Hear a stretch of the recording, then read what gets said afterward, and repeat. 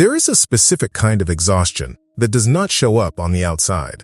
It belongs to the parent in the room who is always the steadiest, the one everyone else turns to when things get hard, the one who talks the other parent off the ledge, absorbs the kids, meltdowns, and holds the emotional temperature of the whole house. The one who, if you asked anyone in that family who they would call first in a crisis, the answer would not even require a second of thought. What almost no one says about that person, what almost no one thinks to say, is this: being the calm one is not a personality trait.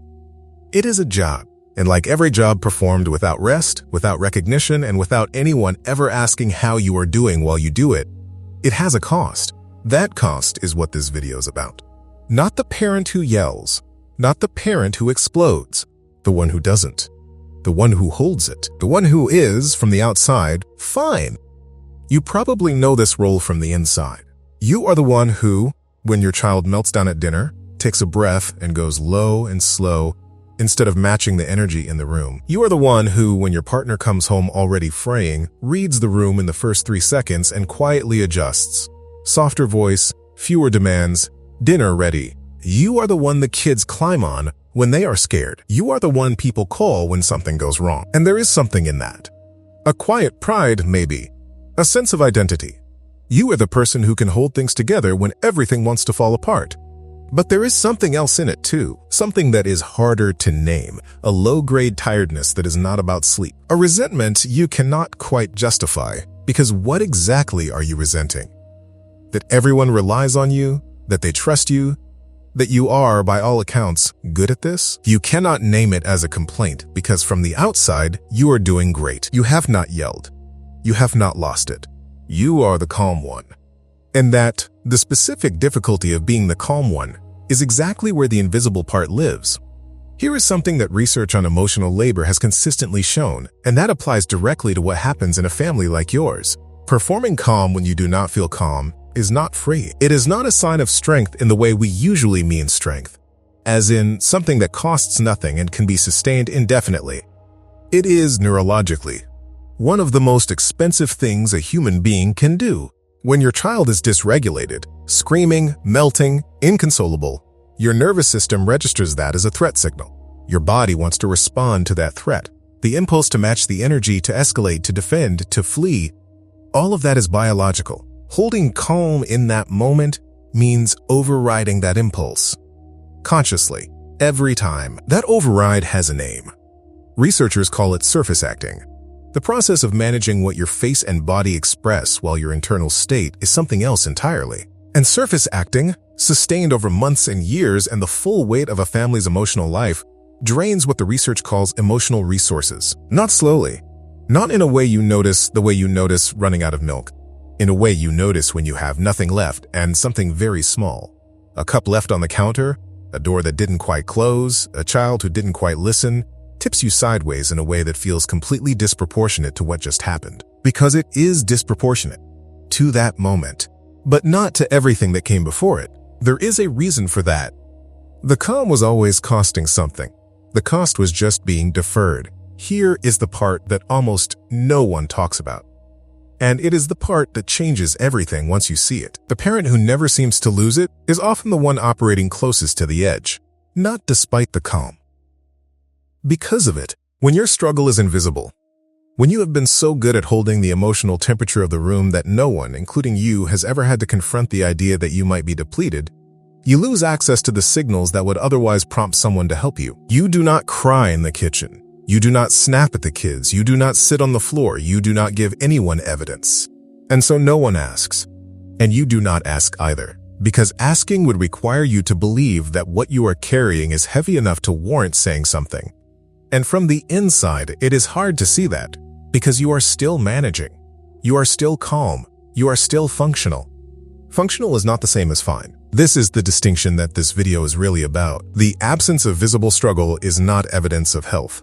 It is often evidence of a system that has become so efficient at suppression that even the person doing the suppressing can no longer feel the cost until it is very high. A national survey of more than 700 parents found that 57% reported experiencing burnout.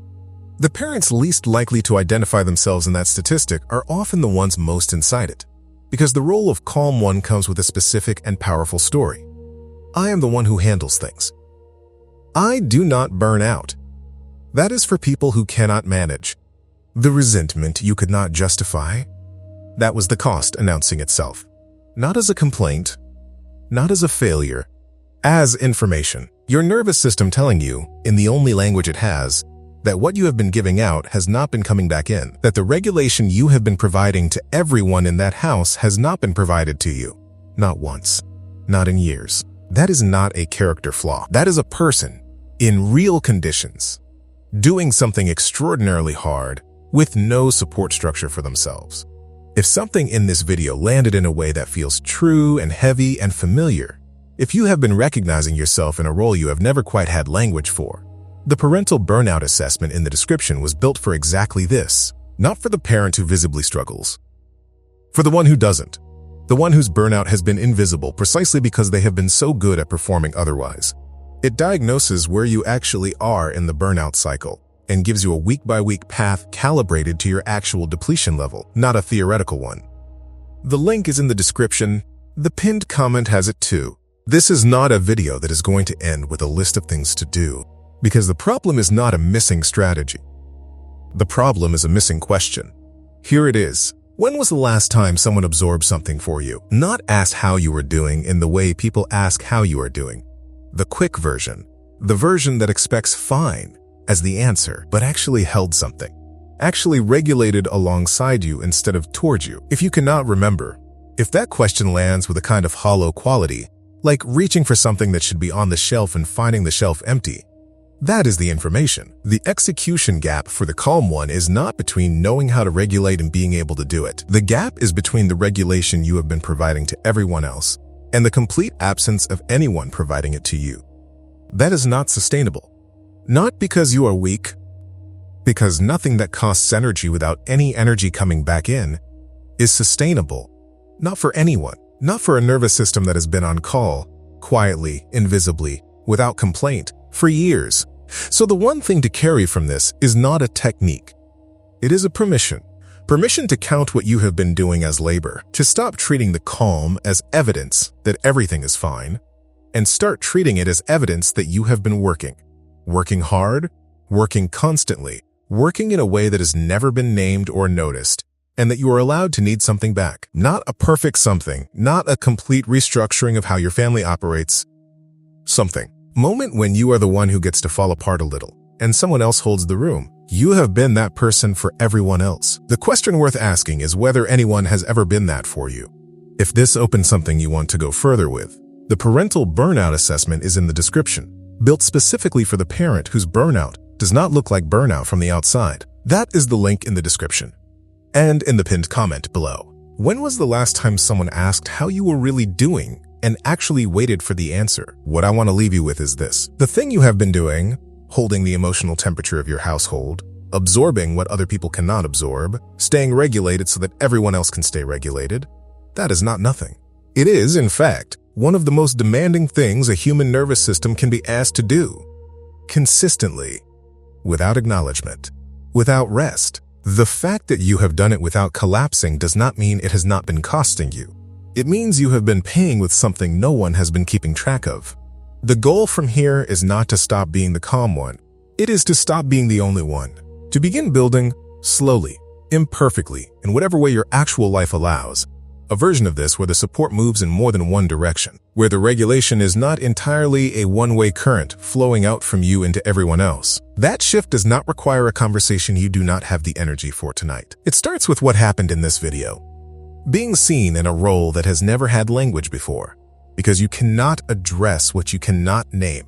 And now you have a name for it. Not weakness, not complaint, not ingratitude. The hidden cost of always being the calm one. That cost is real. It has been real the whole time. And the fact that you watched this entire video, that you recognized yourself in something no one has ever described out loud, that is not nothing. That is the quiet version of still looking, still fighting for something different, still refusing to let the invisible part stay invisible.